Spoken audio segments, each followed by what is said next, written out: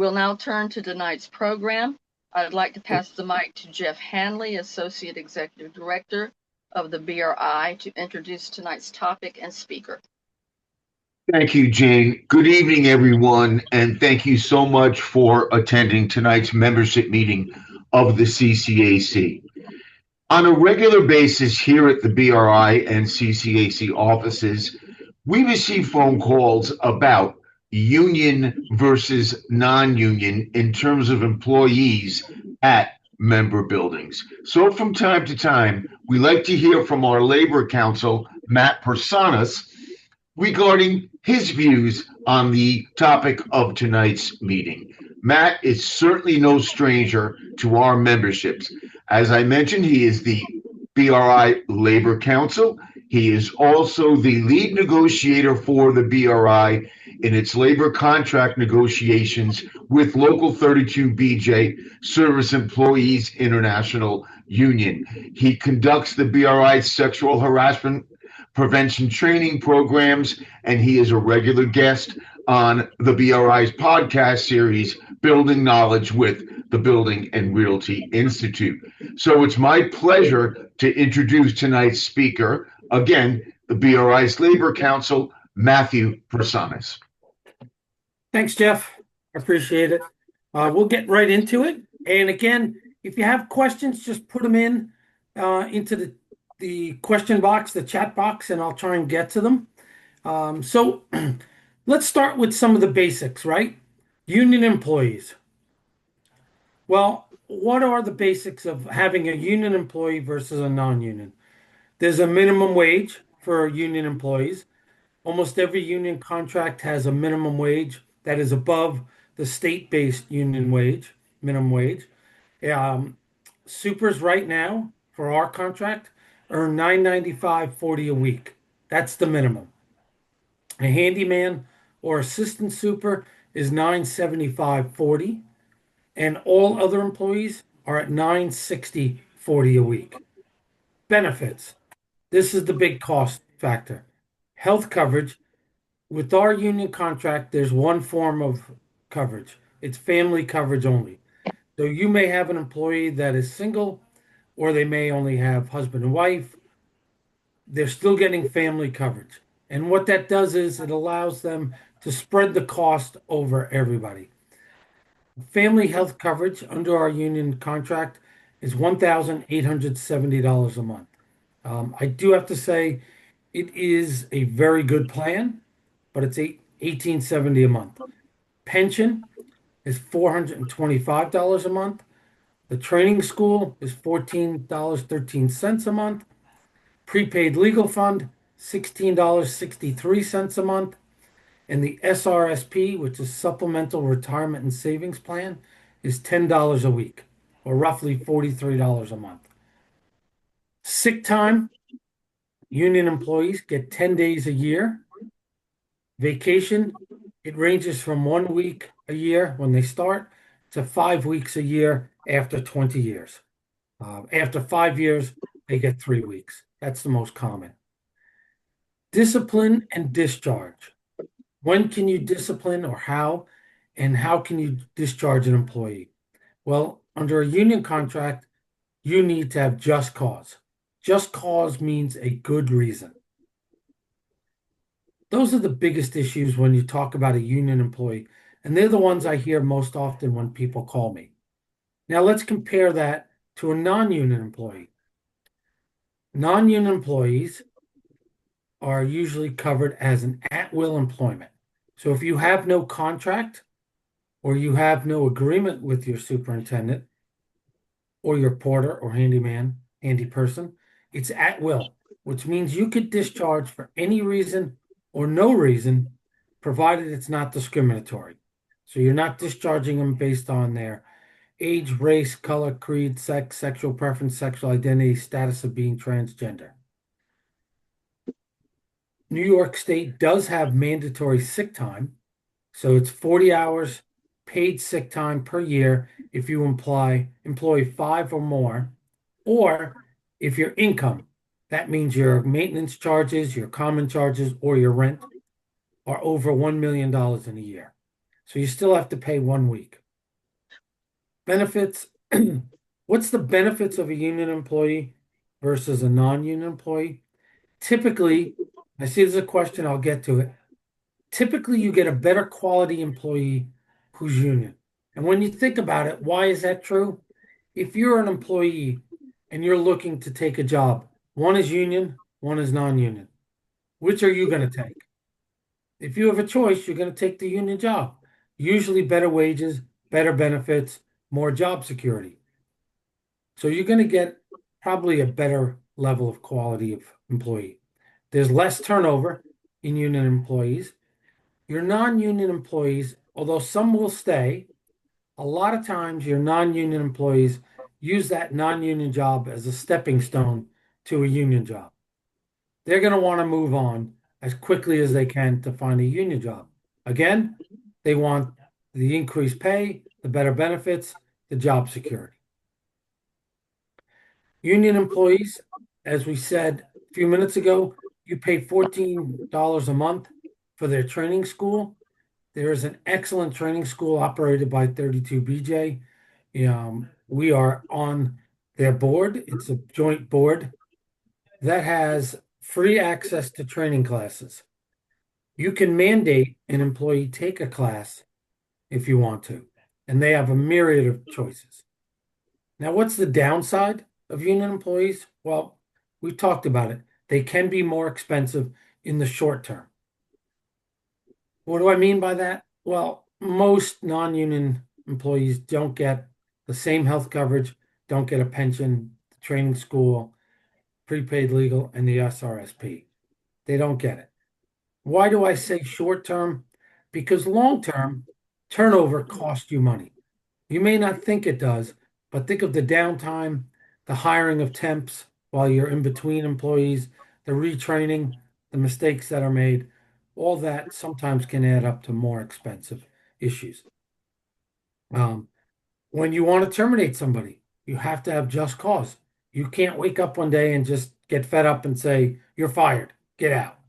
You're going to have a good reason. And you're most likely going to have progressive discipline. Warn them verbally, warn them in writing, suspended them, then terminated. Obviously, some things skip straight to termination, theft, violence, drug use on site. What's the downside of a non-union employee? Most of the time, they're less skilled. Most of the time, they're new to the industry and they can't get a job that's a union job. And as I said earlier, you're going to have more turnover. So the question that was listed was, is there only one union in Westchester County for co-op and condos? No, but it's heavily dominated by 32BJ. There's a couple, there's local 917. I was dealing with them today. As far as I know, they only have 2 or 3 buildings in the area. There's also another local that used to be around. I've not seen much of them in the past 5 years. Off the top of my head, I can't remember who they were. But for the most part, if you're talking about the building service trades in Westchester or Rockland County, you're talking about 32BJ. Well, I know Tim had forwarded me some messages that had come through prior to this. So those questions were, what authority does a co-op board have when union employees resist direction or fail to complete assigned duties? You have the absolute duty and you have the right to discipline your employees. Just because they're union doesn't mean they're untouchable. Every day of my work life, that's 5 days a week, I deal with employees who are unionized. And I would say probably every 2 to 3 weeks, I'm involved in the discharge of a unionized employee. And we get it done every time. How do we get it done? We make sure to do our homework, right? I see some of the familiar names and faces. I know you've sat in on my presentation on how to deal with troublesome employees. You have to follow up with them and you have to do it in writing. If you warn them and then you suspend them and then you terminate them, 9.5 out of 10 times you will win that arbitration. You just have to do your homework when doing it. Question, are operating engineers another union in the building services? They are. Local 670 out of New York City has a handful of buildings in Manhattan, a few more in Queens and Brooklyn. There's a different operating engineer local that had a building in White Plains. I'm sorry, but I can't remember their local number, but they are in the building services. Um, some of the other questions that had come up. How should a board handle situations where the property manager hesitates to address poor performance due to union protection? This is not going to make me happy in our ACMA group, but you need a new manager. That's your manager's job. They have to deal with employees. And if those employees do not want to do the work they're assigned, or they're not performing to the level you expect, and your manager is hesitant to handle them, then you need a new manager. There is no reason your manager shouldn't be on them. A lot of times, listen, managers today, it's a lot different than 10 years ago. 10 years ago, most managers had three, maybe four buildings. Now they have seven or eight. That's double, a little, sometimes triple what their workload. So they're not going to have the time. And as a board, you need to be on that manager. Be on them, give them specifics. And what I like to do, if you're generally unhappy, obviously, if it's something specific, that's easy. But if you're just generally unhappy, do a walkthrough. Schedule a walkthrough with your superintendent and with your manager and point out what you don't like or what you expect. And after that meeting, you need your manager to give the superintendent a letter with expectations for when those different jobs are going to be finished. What happens if you reach out to a union rep, but he or she is unresponsive? It's an open question. I need to know, did you do it in writing? What was the topic? Who reached out? Was it a board member or was it your manager? A lot of times the union would like to hear through the chain of command. They'd like to hear it through your manager. And the reason for that is the same reason I always advise: have your employees directed by your managing agent, not by the board. And the reason I say that is, think about Matt Persanis is your superintendent, and I'm in the lobby at 8 a.m. And let's say Jeff Hanley, my board member, comes down and he sees me and he says, Matt, stop what you're doing. You have to do this. Come with me. Okay. I put down what I'm doing. I go with Jeff and he says, see this? This is the most important thing. You have to take care of it today. No problem, Jeff. Jeff leaves to go to work. A minute later, Jane comes down, another board member, and says, Matt, stop that. There's something more important. You have to come here. Who does Matt listen to?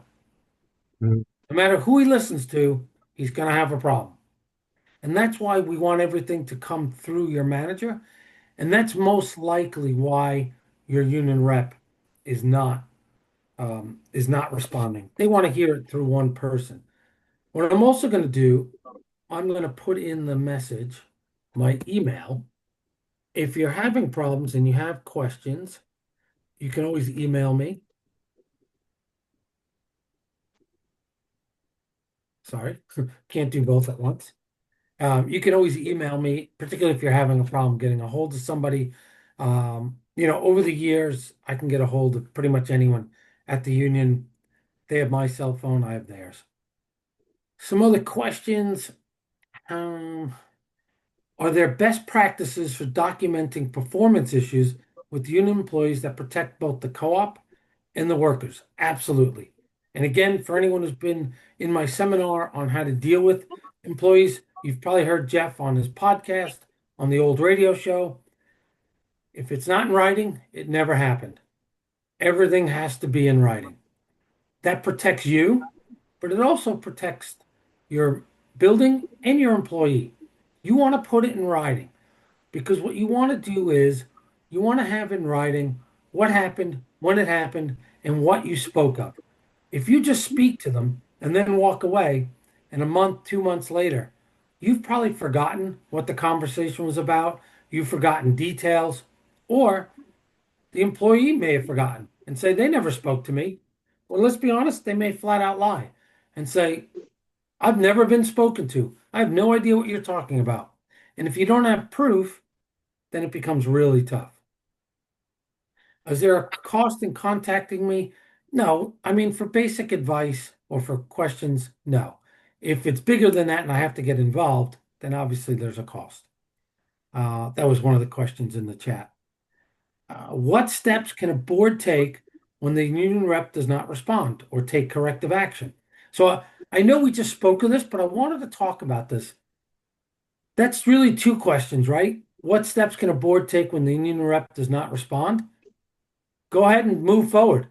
If the union rep is not responding, then that's at their own peril. What you're going to do is you're going to go ahead and discipline your employees the way you see fit. It's then up to the employee, and they have 2 weeks. They have 2 weeks to go file a complaint with the union or a grievance. If the union doesn't take action or the employee doesn't file it, then that's waived. They lose the right to grieve that action. So I wouldn't really chase them. Now, the second part of that is what steps can a board take when the union rep doesn't take corrective action? It's not the union's job to take corrective action. The union is there to protect the employee, not to help you, not to protect you. By helping you, they could get in trouble, right? They have a duty of fair representation. Under the National Labor Relations Act, they have a duty of fair representation to their employees. If they're helping an employer take disciplinary measures against an employee, they could get in trouble. That's an unfair labor practice. What is the most effective way for boards to communicate concerns directly to the union without violating any procedures? Again, the best way is to communicate with your employee. Communicate with your employee, and every disciplinary letter that you send, you must CC the union. They have a legal duty, you have a legal duty to CC the union on any disciplinary matters. You have to make them aware. They are the bargaining representative for the union and have the absolute right to be involved or at least have knowledge of any discipline taking place. That's what you want to do. If there's a tension between management and the union staff, what role should the board play versus the property manager? I think the best thing you could do is back up your managing agent, right? You don't want to undercut them. If you undercut them and take the employee's side, that's going to really undercut their authority, and that's going to become really tough for them to then manage your employees. It's hard to manage when the employees know they can run to a board member or run to the board and undo whatever the manager's trying to do. If you're not happy with the management, and that's why you're getting involved, then you need to think about a different manager. Because they're not doing their job.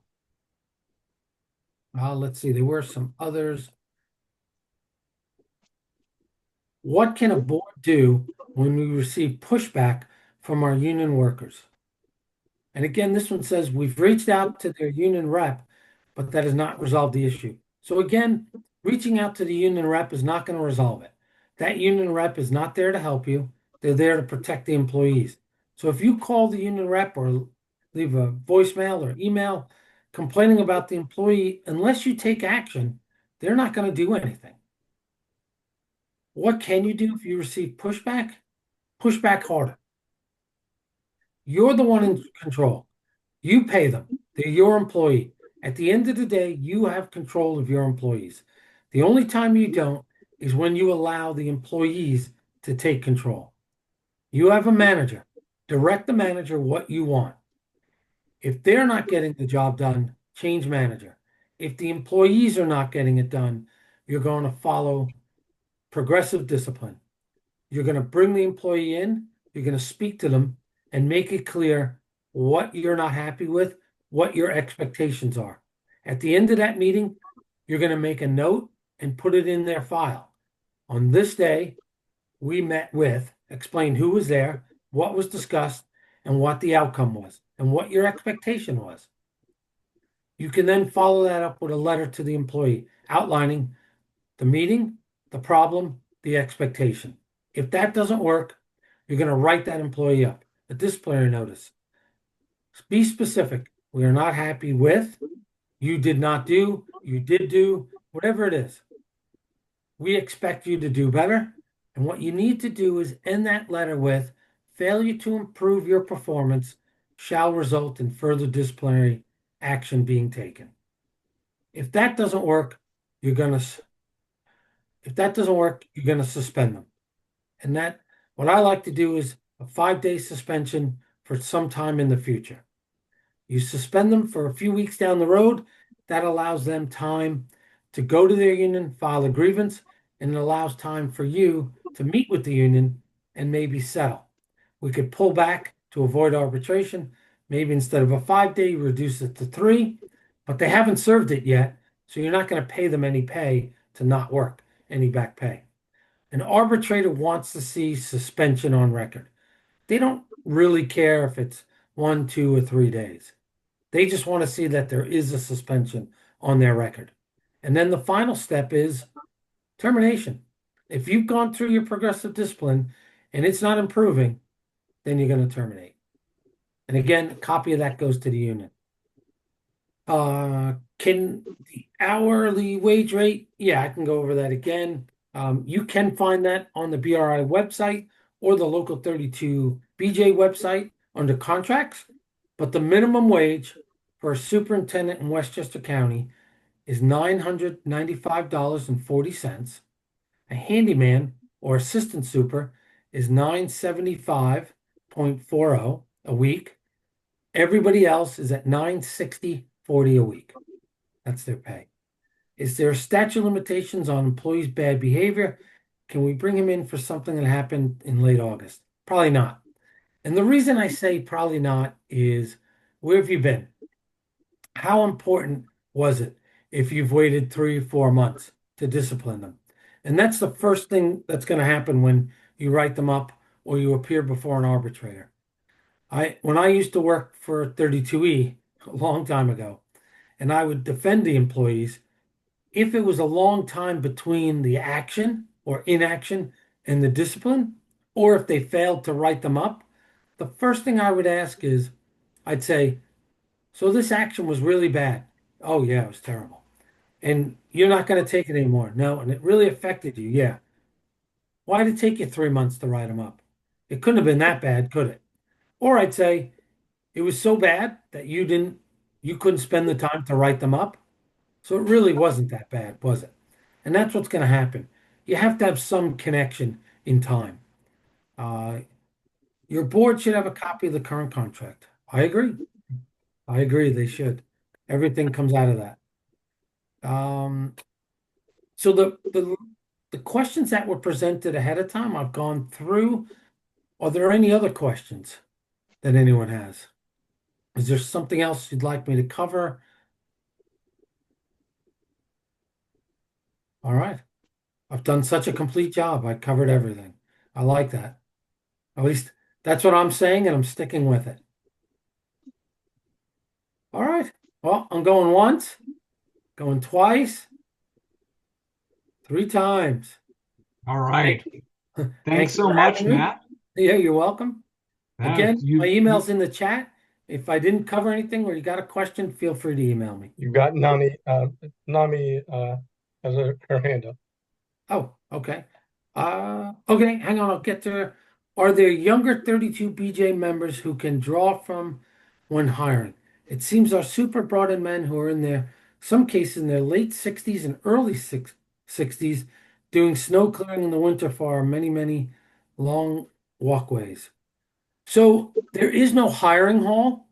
I know in the 50s, 60s, 70s, 80s, and early 90s, there was what would called a hiring hall. And men would show up and they'd stand around hoping to get hired. They've been eliminated, so there is no hiring hall. Where do they get their men? You should ask your super, where's he getting the person? Where's he bringing them in from? They may just be his friends, and he might just bring them in. The other one is ask your managing agent. Is there someone else that we could bring in? Let's see. There's a hand up I heard. I don't see it. Nami Hi, Matt. Thank you so much. I'm sorry if I missed it since I had trouble getting on. So you might have covered it in the beginning. But, Sure.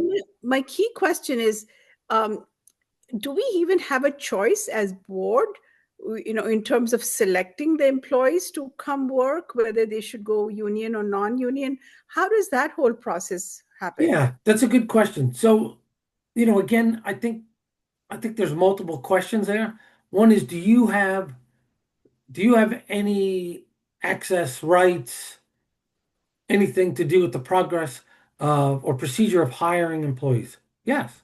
You're the ultimate employer. So at the end of the day, your managing agent will collect resumes. Maybe they do preliminary rounds. But at the end of the day, you should be the one who interviews, and you should be, as a board, comfortable with the hiring. It's your employee, it's your home, you do the hiring. Now, does the employer have the decision on whether their employees are going to be union or not? No. The National Labor Relations Act states that it is the employee's right to choose to be unionized or non-unionized. If a majority of the employees want to be unionized, they can ask, they need a showing of interest, which is 33%. So if 1 out of 3 employees says, I think I'd like to have the union here. That's enough to have a showing of interest to have the National Labor Relations Board come in and do an election. And if a majority of the employees, so over 50%, elect to have a union, they will be certified as the collective bargaining agent. Doesn't mean you sign a contract, but it does mean you're going to have to bargain with that unit. I hope So that answers. just a follow up. I mean, from what I heard through the later part of your talk, which by the way was great, thank you so much. Um, I would be inclined to go with non-union employees because I don't have that much restriction. Then I'm just That's kind of that's your bouncing off what choice. I. Okay, Again, that's a business decision, right? okay, At the end of the day, I'm not going to tell you one or the other. I'm just giving you the idea of what's the benefits of one versus the other. And again, look, usually, not always, usually cost is a big factor. Non-union tends to be cheaper than union, but you're going to have more turnover, and you will most likely have a lower quality employee. And I think the one thing that people don't think about is remember, these people have access to your home. They usually have a key. They usually are there for an emergency. And you have to live with them. They're your neighbor. Do you want that turnover or do you want that lower quality employee? That's a factor. You're not thinking about a factory, right? Pick up this item, put it in this package, seal the box. I don't care what kind of person you are. All I care is how many things can you pack in an hour. So that's another factor to think about. thank you. In other words, there's kind of a certification that comes with a union employee that I can have more security with and less management hassle, right? Whereas with a Yeah, non-union, I would that ownership would be more on me on managing. Okay, correct. thank you, One of the Sue. questions, yeah, you're welcome. Uh, how does one look for a new union member super? Do you go through the business agent? So years ago, I would have answered that question with saying absolutely not. I would have said, do not ask the union for any employees because they're going to send you people who were fired from another job and deserve to be fired. Um, I used to see the same 3 or 4 people, and I swear every 2 years I'd fire. I'd be involved in their termination again. And I'd say, how did they get a job? But now I think the union's done a better job of it. I've had a lot of conversations with them about how they're losing the trust factor with us that if they keep recommending bad employees, when they recommend a good one, we're not going to hire them because we've been bitten. Once bitten, twice shy, twice shy. So I think you can contact them. The other one is to go through your managing agent and ask them, do they have a handyman who's working somewhere else who'd like to get the job of a super? Do you have a porter who's taken the classes? All the classes that you want them to take. HVAC, boiler repair, maintenance, whatever is important to you. Have they been looking to advance themselves? Do you have anybody in-house that you could send to the training course? Those are the places you go. And a lot of times now, the union will send somebody, like I said, who's a handyman somewhere else, or maybe they're a super in a smaller building, and they'd like to advance their own career. So you could do that. Our expectation of getting a full day of work from our staff is all on our managing agent's performance in dealing and communicating with our staff on duties. Yes. As board members, can you look around and see what's going on? Yeah. But a lot of time as a board member, you're out at work. And the key is, don't focus on the time. Look, the dirty secret in the industry is very few of the superintendents work 40 hours a week. A lot of times in your typical day, there's just not 8 hours of work. But what you want is you want a superintendent who's proactive, who walks around the building, sees dirt, sees trash, picks it up, doesn't walk by it, who sees an emergency light is out, changes bulbs, wipes down a sill, doesn't wait for you to tell them. If you have that person and they respond to emergencies quickly, if you have that person, stay with that person. Don't worry about, oh, there was an hour during the day I couldn't find them. Because what you're really doing is you're paying, don't think of it as you're paying them per hour. Think of it as paying to accomplish the work. And if they're accomplishing the work and you're happy with the cleanliness, the rate of repair, how quickly they repair items, and the quality of the repair, then the rest can fall by the wayside. Can we get an employee's history from the union? Meaning, what if someone coming for a position has been let go in the past? No. You need to ask them for their resume, and you need to ask for references, and you'll need to ask them, why did you leave your last job? Can we have a contact for your last employment? And contact their last employer to find out why did they leave. The union's not going to give you that information. All right. If I do a countdown again, let's see if it gets a flurry. So 1. Oh, there we go. What you described sounded more like a porter, not a super. What is the work responsibility of the super? So it depends on the size of your building. If you have a one-man shop, then the super's a one-man show. If you have multiple employees, then it depends. Are there 10, 15 employees? Then that super is going to spend a lot of time organizing, directing, and following up. If you have 2, 3, 4 employees, then that employee, the superintendent, is also going to be working side by side with the others. Let's say typical building in Westchester has a super and 1 to 2 porters. So then the super does all the repairs and the maintenance work, whereas the porters do cleaning. And a lot of times the porters have to help the super. If he's got to get up on a ladder, if he's got to hold things, they can help. But the super generally does the scheduling, does the communication with the managing agent, right? We're talking about that flow of information. And the super does all the repairs. That's what your super's doing. 2 people. Yeah. So you have your super and your porter. The union assists and represents the members. What is the emphasis? Correct? Oh, that is the emphasis. Sorry. Yeah. The union represents the union members. They're there to protect and serve the union members. They're their agent. They step in to protect the employee. They will assist the employee. That's their job. That's their role.